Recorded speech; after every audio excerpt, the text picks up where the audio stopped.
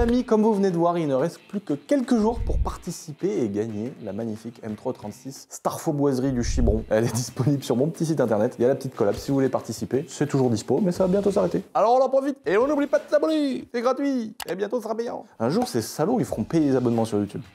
Ça paraît déjà logique sur Twitch. Bah, je sais pas, apparemment Twitch, faut payer. Non. Je connais pas du tout Twitch. Bonne vidéo.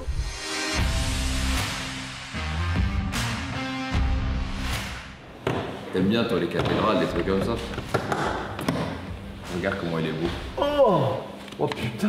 Ça être Aston Martin, 6 litres V12. Mais non, 6 litres V12! T'as vu comment c'est bien rangé? Ça coûte cher ça comme voiture? Non, ça coûte pas 150 000? Ouais, pas Ah ouais, le capot carbone. Oh putain, le bloc! Le bloc il est bien rangé. Oh mon gars, avec un échappement un peu libéré là, ça doit être fou. L'intérieur. Ah, c'est beau ça quand même. Hein. Ouais. Franchement, c'est beau comme caisse. Plutôt plus Antonio. Ah non, trop excellent. Regarde, Wow. ils ont même mis ça en carbone. Mais non! Ah ouais, franchement, ouais, 150 000 €, ouais, 150 000 €. Il a fermé ça comme si c'était. Les vérins, ils sont morts. Attention, élément très important, A305, c'est des vrais pneus. Bon là, les amis, on va vous montrer quelque chose. On est chez U. Et donc là, on est sur une voiture qu'on sponsorise, que nous sponsorisons. Que vous sponsorisez. Que vous sponsorisez. Et le copain de ma cousine font du rallye. On fait toute une déco by UJ. Donc là, il va y avoir un gros boiserie là, il va y avoir un gros autocollant. Et ce qui est ouf, les fameuses suspensions qu'il y a sur ma motocross, les Boss suspensions là, et ben en fait Boss suspension, ils font aussi des amortisseurs de rallye. Et tu vois, ça m'a fait halluciner quand je l'ai vu. En fait, tu vois là, il y a marqué Boss suspension. Donc, ça, et puis on reconnaît les couleurs, tu vois, les bagues anodisées, les couleurs un peu marron là. Et donc ça, c'est un amortisseur. Oh la gueule du vérin, putain! T'as vu le diamètre du vérin? Mais qu'il est énorme! T'as vu le diamètre du vérin alors que chez un amortisseur de voiture, normalement c'est gros comme un doigt. T'as vu la taille du truc? Oh la pompe à vélo quoi. Et donc en fait, c'est des amortisseurs de voiture. C'est les mêmes qu'il y a sur ma moto. Donc là, gros boiserie. Bientôt, oh là, ça va être beau. Ouais. À 2023, c'est l'année où on sponsorise. Attention. Il y a marqué boiserie partout. Non, ne m'envoyez pas de mail. Hein. Là, je vais recevoir 800 mails. Et par contre, c'est fou la voiture, comment elle est préparée. Je pensais que c'était une Clio, moi, avec un arceau, deux baquets, une carte au éthanol et terminé. En fait, c'est une voiture de course. Les Clio comme ça, tu peux les acheter directement chez Renault. Ouais, bah comme ce qu'on veut faire avec Medo. Voilà. Comme ce qu'on veut faire avec Medo en achetant une machine GT4. Voilà, exactement. Et là, c'est un truc de fou dedans. Regarde le cockpit. Arceau. Oh là là, le frein à main là. Le frein à main là, et là le pommeau de vitesse là. Tu sais, avec le short shift là. Oh, le volant. Oh.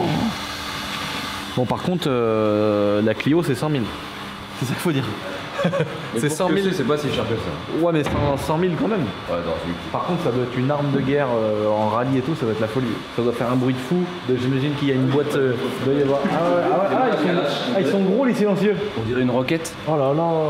J'imagine que la boîte elle doit péter à chaque rapport et tout. Ah non, c'est la folie. Ça doit être trop bien roulé. Il y a juste un truc, c'est le disque arrière. Le frein il est tellement fort, il est capable de casser le disque. Ouais, il est pas du tout ventilé en fait. Ouais, c'est vraiment un disque comme une moto, quoi. Alors que normalement il y a deux épaisseurs avec des ventilations au milieu. Voilà, merci beaucoup. Au revoir. Abonnez-vous. Oh, t'imagines la vidéo, on la sort comme ça. 4 minutes la vidéo. Bonjour Erwan. Bonjour Lucien. Bravo pour les 100 000 abonnés. Merci beaucoup. Incroyable. Tu prends ta tension là? Là je prends ma tension. Bonjour les chefs de RP Motorsport. C'est les gars qui s'occupent. On n'a pas filmé sur ma chaîne ici. Eh ben non, pas encore. Et bah, pour ceux qui n'ont pas été voir sa chaîne parce que c'est un gros con, bah, au moins vous verrez quand même ici. Bon, moi j'ai pas le micro au bout du doigt si tu veux. Mais c'est pratique. Attention, me menace pas. M3 E46 Touring, la voiture est dans un état déplorable Lucien, tu as été dans les champs avec Alors nous? non, j'ai pas été dans les champs du tout. On est chez RP Motorsport, le professionnel qui va s'occuper de nous mettre les ailes de la M3 E46, de la vraie M3 E46. Magnifique. Ça c'est les ailes arrière de la M3 Cap donneuse.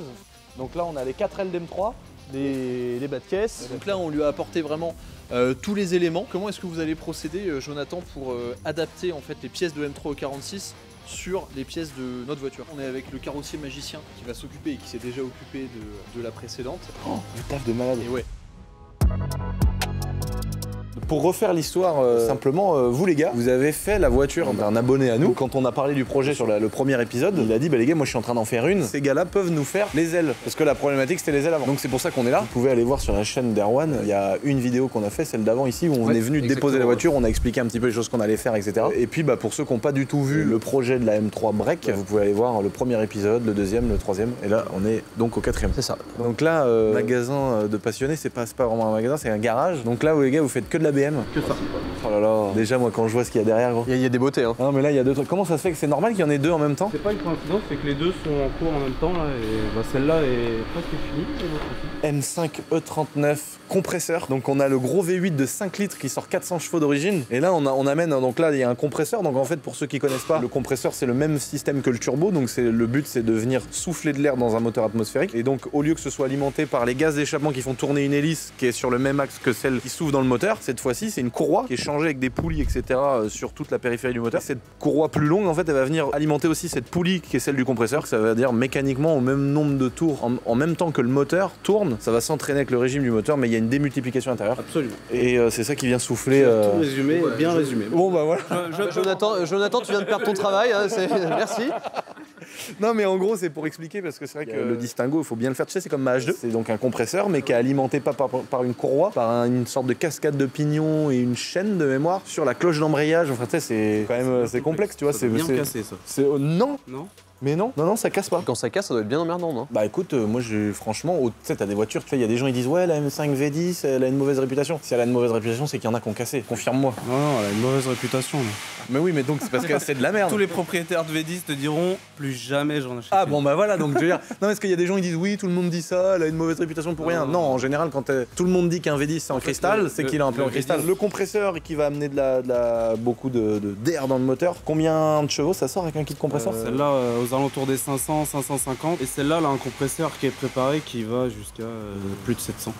700. Donc là on touche pas le moteur. Celle-là un moteur forgé, celle-là non. D'accord. On verra combien de temps ça tient. Ah oui voilà, donc on n'est pas sûr du résultat. Mais ça peut sortir au moins 100 chevaux de plus sans toucher au biel. Putain donc là une deuxième version de compresseur. Il a fait préparer le compresseur et je suis en train de faire tout le circuit de sural, les modifs d'eau et tout pour mettre l'échangeur. Ah ouais. Ça, c'est pas d'origine. Ah donc t'as un échangeur RO. RR. Mais du coup pourquoi tu changes le de... Ah la modification du refroidissement c'est pour passer les durées. Et oui parce que d'origine c'est comme sur l'autre, ça sort de là et ça va direct dans le moteur. D'accord. Et puis dans une M5 il n'y a pas beaucoup de place. Ah oui d'accord. Non ce que je me disais pourquoi tu touches au circuit de refroidissement, c'est vrai que les nouvelles générations maintenant les échangeurs sont RO. Ouais. La M4 il est posé dessus. J'ai dû essayer de faire un échangeur RO dans la pire. Ouais. Galère. C'est un garage, faut pas venir parce que. Enfin, si, il faut venir. Mais quand vous êtes passionné, si tu viens là, t'es pas bien, frère. Là, je vois une M346 avec un capot GTR. Ouais. Derrière là-bas, il y a. Oh putain, la M392 avec les jantes Alpina. Ah, ça, c'est beau, ça. Oh là là. Ça me plaît. Oh, mais moi, j'adore. Mais je vois encore des 46, là. Une 135i de drift, mon gars, déjà. Avec dessus. Les durites, c'est la taille de ma Golf, donc tu sais qu'il y a des chevaux. Oui, c'est vrai que c'est la même taille. Et dessus, il faut le dire, elle est juste devant un capot de Z3M coupé jaune Dakar. Import Japon, ça mon gars, c'est rarissime. C'est une Rolex. C'est rarissime. Ouais, c'est la Rolex du Z3M si tu veux. Oh, putain, incroyable.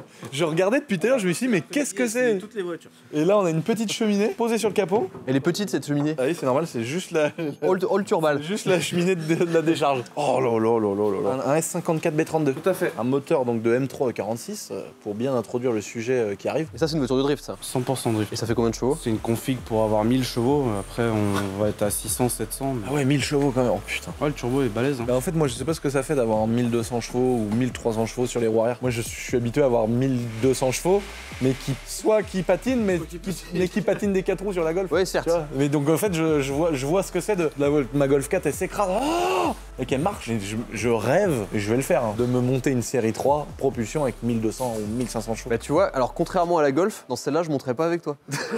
Parce que déjà, si tu veux, dans la Golf, en vrai, c'est rare que j'ai peur en bagnole. Mais là, vraiment, déjà, j'étais pas serein. Je te faisais confiance, mais j'étais pas serein de monter. Et vraiment, là, j'avais peur. Genre, la Golf, bon, vous l'avez vu, il y a plein de vidéos sur la Golf, mais c'est terrifiant, quoi. Ah ouais. La caisse, putain, vraiment, ton champ de vision, il fait.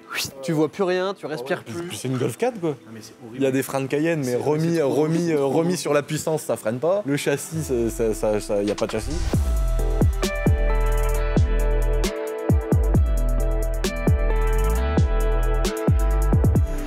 Notre fameuse M3 46. Est-ce qu'on montre d'abord celle qui est finie ou est-ce qu'on montre la complexité? On peut commencer par montrer celle qui finit. Allez, on montre celle qui est finie. La fameuse M3 qui nous a fait venir ici. Exactement. Celle d'un abonné. La Concept Car. Donc là, c'est vraiment cette personne qui nous avait contacté en nous disant qu'elle faisait ce projet. Il fait la voiture à l'identique du concept qu'il y a dans le musée BMW. Donc c'est la même teinte, c'est les mêmes jantes. Elle est parfaite quoi. Enfin, elle est terminée la voiture. Donc c'est vraiment une M3 break. Alors, mais oui, mais la différence qu'on n'a pas dit, c'est qu'en fait, elle a tout de la M3, mais pour le coup, c'est l'inverse de nous. Oui. Elle a tout sauf le moteur. Exactement. En tout cas, elle est incroyable. Donc là, le plus gros chantier, les plus grosses heures, c'est les deux ailes avant. Ouais, je sais pas, il y a le pare-choc arrière aussi. Ah oui, pare-choc arrière, vous avez dû modifier. Aussi, ouais. L'adaptation des rétroviseurs aussi. Adaptation rétro, ça demande quelques heures. Après, il y a toute la partie faisceau qu'il faut modifier aussi parce que du coup, les prises ne sont pas les mêmes. Ah putain. Donc, du coup, t'es obligé d'adapter le faisceau. Ah, les platines de M3 46 sont différentes de 46 classique. Si tu veux récupérer le dégivrage et tout. Ah ouais, putain, il a fallu tout remachiner. Et les ailes arrière aussi, un gros taf qui a été fait sur les ailes arrière. Donc là, vous avez découpé, vous avez pris le galbe d'une M3 46 que vous êtes venu adapter sur la E46 classique. Donc en fait, c'est la même caisse que nous au départ. C'est une E46 classique. Putain, là, mon gars, les ailes énormes. Et puis t'as même le galbe de la.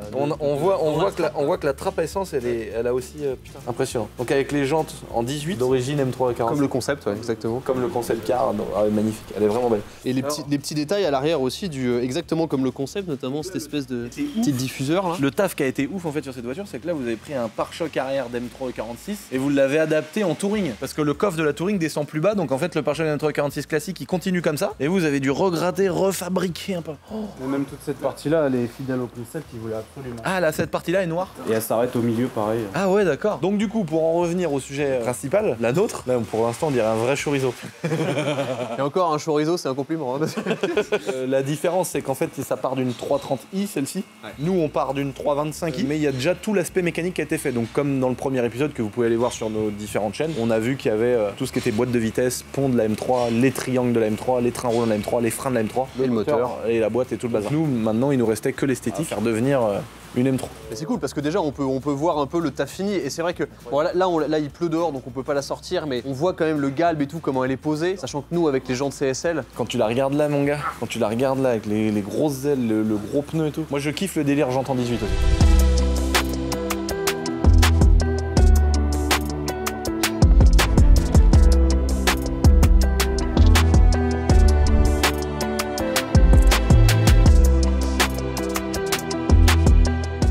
Qui est démonté ici parce que ça va être l'objet du taf. Donc là nous pour expliquer capot d'M346 de celle qu'on a récupérée, c'est ça, et le pare-choc avant qu'on n'avait pas. Là le projet pour vous les gars ça va être de fabriquer les ailes sur mesure entre une E46 et une M3. C'est la complexité qu'on avait rencontrée en fait parce qu'il faut totalement adapter l'aile de la M3 qui ne va pas sur une berline en fait. Celle-ci elle est posée. Elle est juste posée, montage à blanc pour qu'on voie bien justement. Ah ouais. Bien toutes les découpes. Là on voit toutes les découpes. On a l'aile noire de la E46 classique. Là vous avez découpé ici où vous avez laissé justement transparaître tout ça. Toute cette partie-là, c'est la M3. Donc là, vous avez coupé là parce que sinon c'était trop près du capot. En fait, le bourrelet que tu as ici, en fait, les ailes, elles débordent légèrement plus sur un M3 d'origine, mais ça se joue à quelques millimètres. Et du coup, pour reprendre le galbe que tu as ici sur ta porte, tu es obligé de retirer de l'épaisseur en fait ici pour raccourcir cette épaisseur-là. D'accord. Pour que ça vienne vraiment. Ah ouais, et on voit que là, c'est l'aile de la E46 ici. Voilà, il te reste la pointe de l'aile du E46. Le mec, il reste 3 mm là. Mais c'est dingue parce que tu te rappelles même quand on avait essayé nous-mêmes en la mettant sur le chez toi, on était à pas grand-chose. Mais ça ressortait plus haut et là on voit vraiment le taf. Là on voit l'aile de la 46, l'aile de la M3 qui est là. Et là ici vous avez récupéré aussi l'ouverture pour remettre la grille M3. En fait j'ai été obligé de la décaler parce qu'en réalité quand tu coupes ton aile, vu qu'elle est plus longue sur la M3, la grille ici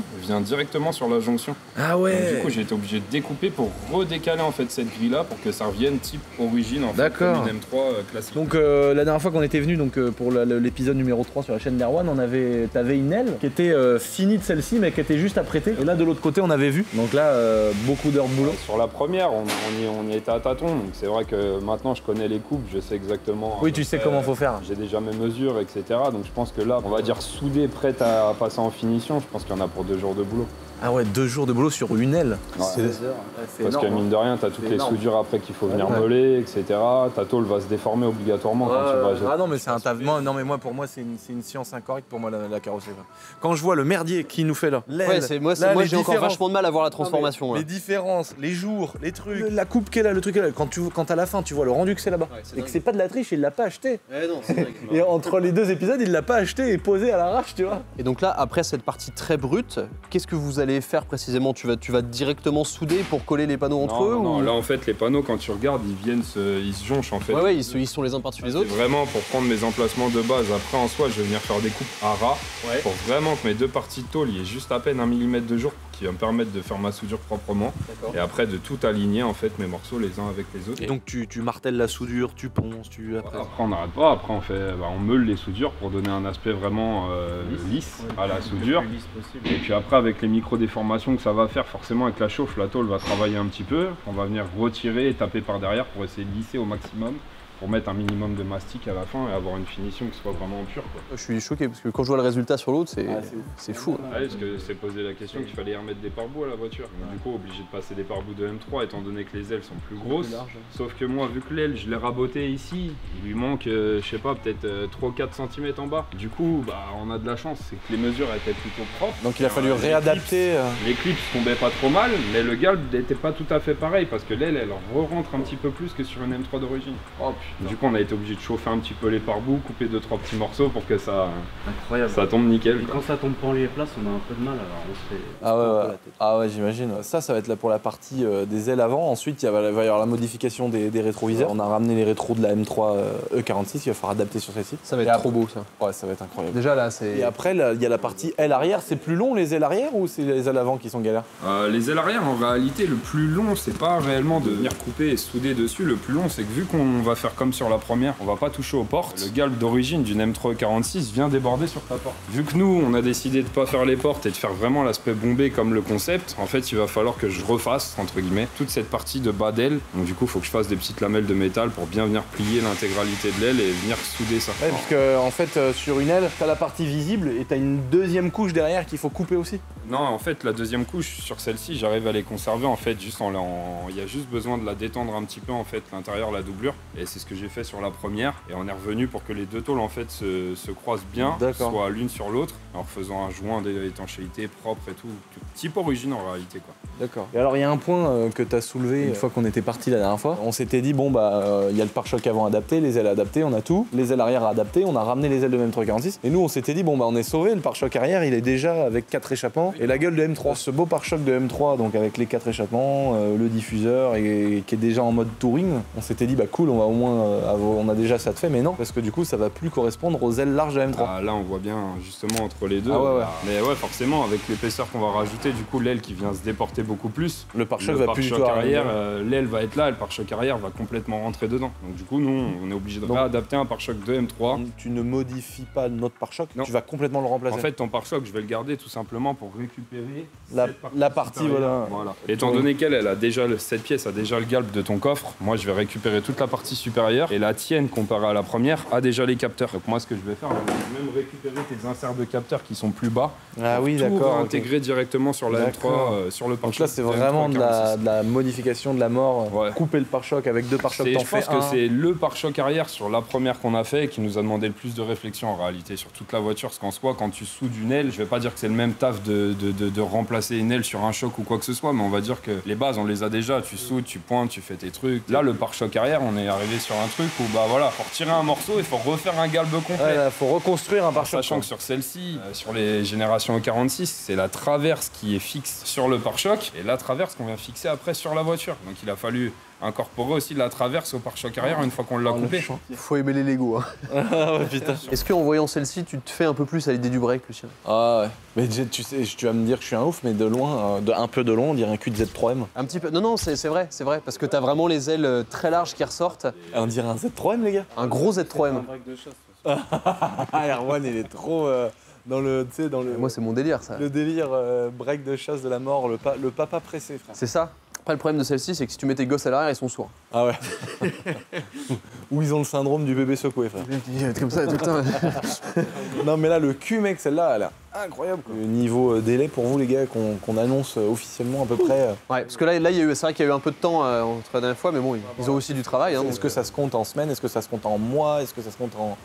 C'est en mois, c'est sûr. 2024. Bah, celle-là, par exemple, c'est une caisse que j'ai fait entre guillemets, on va dire, à heure perdue. Hormis quand on a repris au mois de septembre, j'ai bossé pendant 2 semaines non-stop. Quand tu regardes, je l'ai commencé au mois de septembre et là, on est prêt à la livrer, la voiture, tu vois. Donc pour donner un ordre il y a 3 mois de taf. 3 mois, ouais. 3 bons mois de boulot. D'accord. Fini dans les moindres détails. Fini livré. Oui, Alors ça a fait beaucoup de débats dans les commentaires. CSL, pas CSL. Ah voilà, Bon. c'est vrai que c'était dans ta vidéo, Erwan, Oui.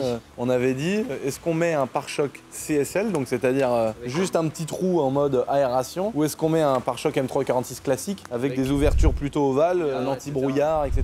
Bon bah du coup c'est un pare-choc de CSL. Donc bah, du coup, de toute façon, tu sais, j'étais là en train, du coup. Alors pourquoi on a mis le pare-choc CSL? Parce que déjà il y aura les jantes CSL. On avait aussi envie d'essayer et je trouve que le pare-choc CSL va bien sur des voitures foncées. Ouais, Je trouve que ça va assez bien. bah j'aime bien en gris aussi. Bah ouais bon après en fait c'est beau un pare-choc CSL. Ouais. Faut pas chercher d'excuses. On verra, mais peut-être que cette entrée d'air CSL elle servira à quelque chose. Hein, Voilà. Ou alors on mettra un anti-brouillard, un sel. on mettra une petite lettre rose dedans là. Les gens vont croire qu'on tourne toujours à gauche. Non mais oui, non, sinon oui, ça pourrait Petite être boîte sympa à air, de mettre hein. la petite boîte à air, voilà, ça peut être une belle évolution. Ah ça peut être sympa. Surtout que niveau carto, on devrait pouvoir se débrouiller. Bah oui, Shift Texas faire. Hein. Voilà, faut s'adapter niveau carto quand tu mets une boîte à air CSL, une boîte à air en carbone en tout cas. Ah ouais, d'accord, donc là c'est toutes les traverses d'M3. Il a déjà un peu vécu celui-là. Celui-là, c'est Ouais, ce que on j'étais en voit train la de- différence Ah, c'est un avec CSL. celui-là qui est vide. Ah oui, il a vraiment vécu. Traverser 2-3 champs. Ah ouais, putain, mais c'est un TDS ou quoi? T'avais un CSL Lucien? Un TDS CSL? Oh là là, putain, il a ramassé celui-là. Ouais. Il est beau, il était beau pourtant. J'avais une question aussi les gars, est-ce que c'est des chantiers que vous prendriez éventuellement? Bien sûr. Genre demain il y a un de nos abonnés qui vient, il a une 46, il veut lui mettre une gueule de M3, vous referez à l'avenir? Même d'autres modèles, hein, s'il y a de la Ouais, demande. là on a, suite à la vidéo d'Erwan, on a un de ses abonnés qui nous a contacté pour faire une série 1 avec les ailes de 1M. Mortel. Ah ouais? Ah mortel. Bah voilà, bon, c'est aussi le but, hein. Si vous avez des projets comme ça, n'hésitez pas à contacter Ah, RP c'est sûr, Motorsport. C'est sûr que je pense qu'il n'y a pas 36 000 endroits où vous pouvez aller pour mettre des voitures avec des ailes ou taper dans la carrosserie d'origine et tout, c'est quand même un sacré chantier. Oh, une 135 avec la gueule d'une 1M. La prochaine étape, les 2 ailes avant, ça va commencer comment pour vous? Niveau taf? L'avant, on va faire les ailes avant en premier, et puis après on va passer sur les ailes arrière. Ouais. Et à la fin, je vais venir faire le pare-choc arrière. D'accord. Étant donné que les jours, ils sont ajustés sur le pare-choc arrière, Ah donc oui, je préfère d'accord. que les 2 ailes soient déjà fixes, soudées, etc. pour vraiment ajuster mon pare-choc comme il faut derrière à la fin Excellent. des fins. J'ai trop hâte de l'avoir fini. Moi aussi, j'ai trop hâte de l'avoir fini. restera. Bon bah les gars, merci de nous avoir reçus pour ce 4e épisode. On vous souhaite bon courage pour le taf. Et puis bah, on se rejoint pour le 5e épisode, les amis, ce sera sur la chaîne d'Erwan. Oui, exactement. J'ai passé 100 000, je m'arrête. Putain, bravo pour les 100 000 Ah, abonnés. c'est 1 million maintenant. Maintenant, tu vas recevoir ton petit trophée, Ah ouais, signé de la patronne de YouTube. ça fait plaisir. Elle va te dire, voilà, bravo Erwan, alors qu'elle te connaît pas, elle s'en branle de toi. Il en a rien à foutre. Mais il y a sa signature, frère. Non mais tu vois, c'est ce que je te dis la dernière fois quand je suis arrivé chez toi. Premier truc, j'ai bugué sur le trophée. Je t'ai dit. T'as bugué sur le trophée ou t'as bugué sur ce que j'ai mis à la place de mon nom? Les deux. Est-ce que tu vas faire une blague ou est-ce que tu vas être très sérieux? Tu sais que j'y ai réfléchi. J'y ai réfléchi, mais je me suis dit, en vrai, j'ai pas les couilles de le faire et je veux le garder plus tard parce que si Mais je je vais le garder quand même, moi. Oui, mais je sais, mais moi, si je montre à mes enfants. Mais je vais le montrer à mes enfants. Mais oui, je sais, mais je crois que j'ai pas les couilles, tu vois. Bah, merci pour cette petite vidéo, les amis. N'oubliez pas de vous abonner, d'aller voir. Vous avez une page Instagram, les gars. Évidemment. On va mettre dans la description la page Instagram du magasin. Abonnez-vous, les amis. Puis si vous voulez faire d'autres M3 break, venez, on fera des, Venez, on fera des rassos de. Et vous pouvez prendre rendez-vous ici. Allez, salut. Ciao. Long days, long put them in the dirt, say it again, man, and that's a reverse. And never rehearse, jumping in front until the ribbon, and they know that I've been tripping when I make them see the vision. Man, I put them in the prison with these bars that I've been spitting, and this life that I've been living. I'ma go, I'm on a mission.